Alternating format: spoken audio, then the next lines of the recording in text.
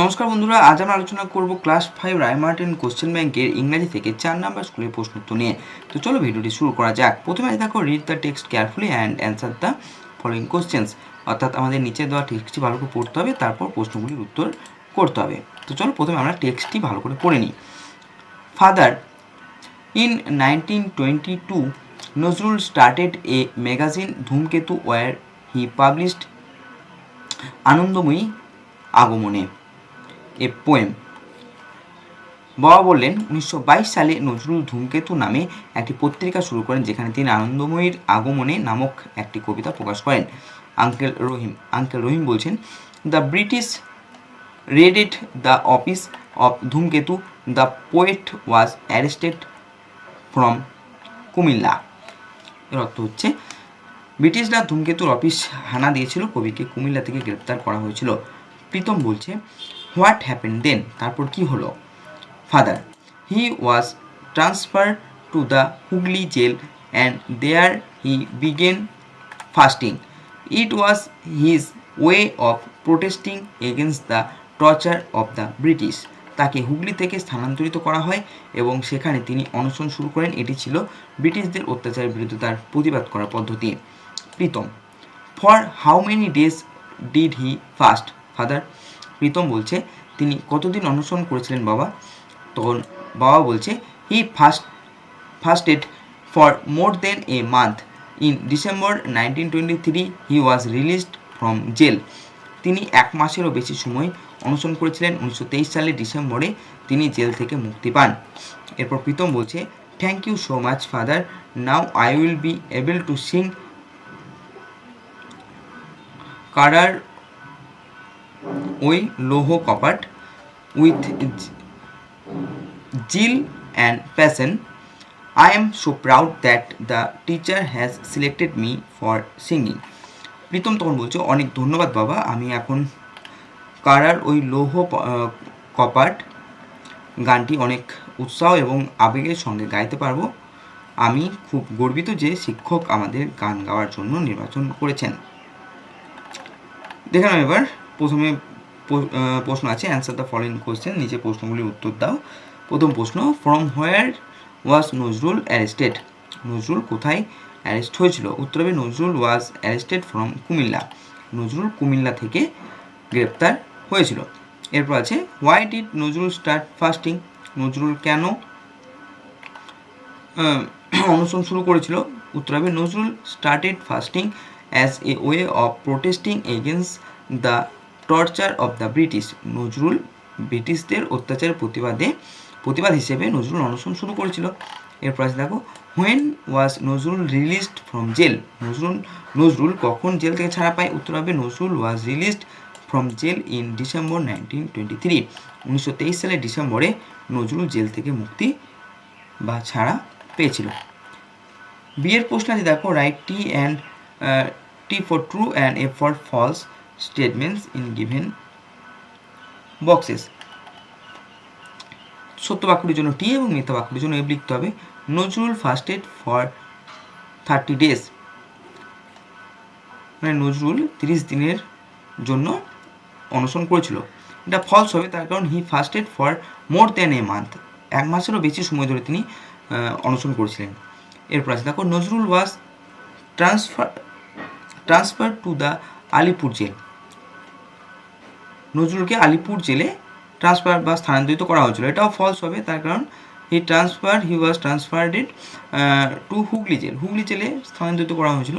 এরপরে দেখো, Nazrul started a magazine called Dhumketu in 1920। এটাও ফলস হবে, 1922 হবে। ঠিক আছে, সঠিক উত্তর 1922 হবে।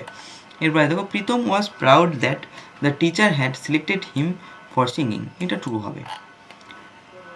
সিতে আছে দেখো, fill in the blanks with suitable words from the text. তো টেক্সট থেকে সঠিক শব্দ চয়ন করে আমাদের এখানে লিখতে হবে। His father was transfer to Delhi. তার বাবাকে দিল্লিতে বদলি করা হয়েছিল। এরপর আছে, the office was raided by the income tax officer. আয়কর অফিসার অফিসটিতে হানা দিয়েছিল। সের উত্তর হবে, the police arrested a man to get information, police তথ্য পাওয়ার জন্য এক ব্যক্তিকে গ্রেপ্তার করেছিল। এরপরের উত্তর হবে the father was proud of his son, বাবা তার ছেলের জন্য গর্বিত ছিল। এবারে দেখো রিডিং স্কিল, আনসিন আছে, দেখে নাও। এখানে আনসিনটা আমরা একটু ভালো করে পড়ে নেবো। বিজ আর ইনসেক্টস, মৌমাছিরা হলো পতঙ্গ। They can fly through the air like an airplane by using their wings, তারা তাদের ডানা ব্যবহার করে বিমানের মতো আকাশে উঠতে পারে। They are usually yellow, red or orange in colour, তারা সাধারণত হলুদ, লাল বা কমলা রঙের হয়। They have 3 main parts, a head, a body and a stringer, তাদের 3টি প্রধান অংশ থাকে, একটি মাথা, একটি দেহ এবং একটি হুল।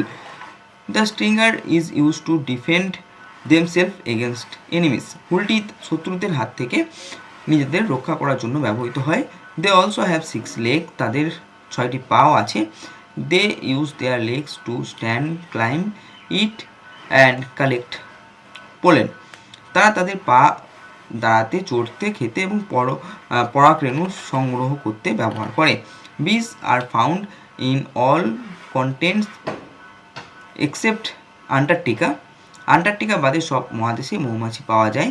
দে can not live there because it is too cold, তারা সেখানে বাস করতে পারে না কারণ সেখানে খুব ঠান্ডা।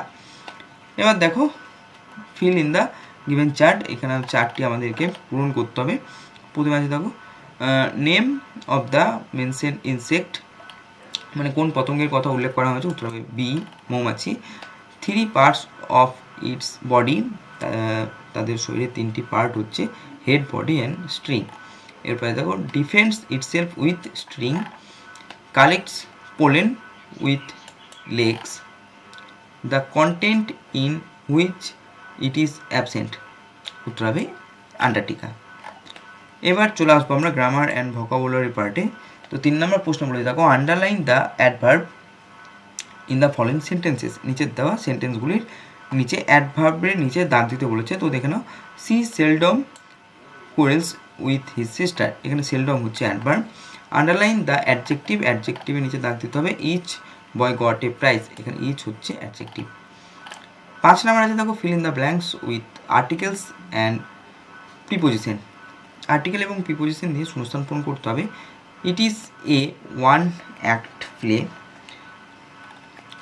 এরপরে দেখো divided the mangoes between the 2 boys, a kilogram is a unit of weight, he place the piano well, father was late by an hour.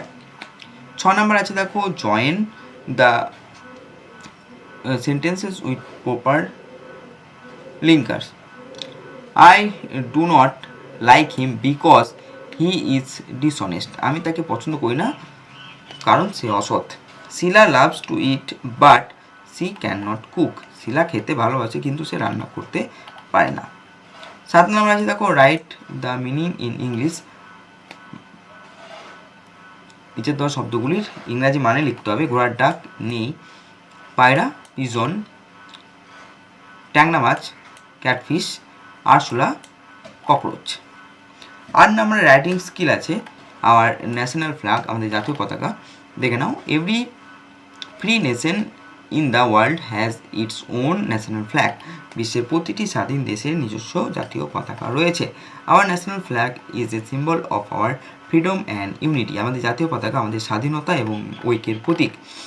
It is a 3 color flag which is why it is called the Tiranga, এটি একটি তেরঙ্গা পতাকা, সেই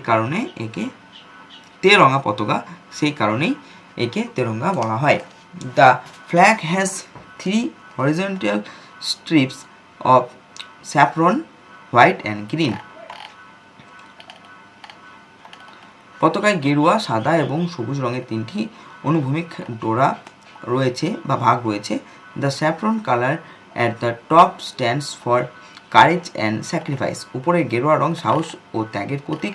the white colour in the middle represent peace and truth, মাঝখানে সাদা রং শান্তি ও সত্যের প্রতিনিধিত্ব করে।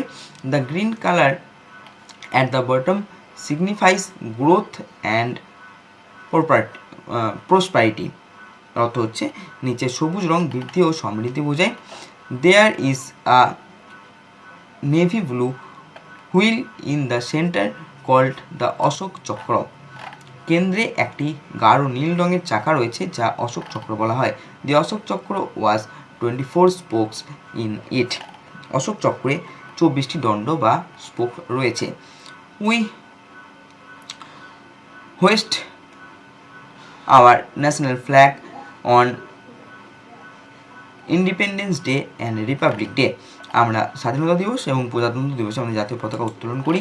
We must respect and love our national flag with all our heart. আমাদের অবশ্যই আমাদের জাতীয় পতাকাকে মন থেকে শ্রদ্ধা ও ভালোবাসা উচিত।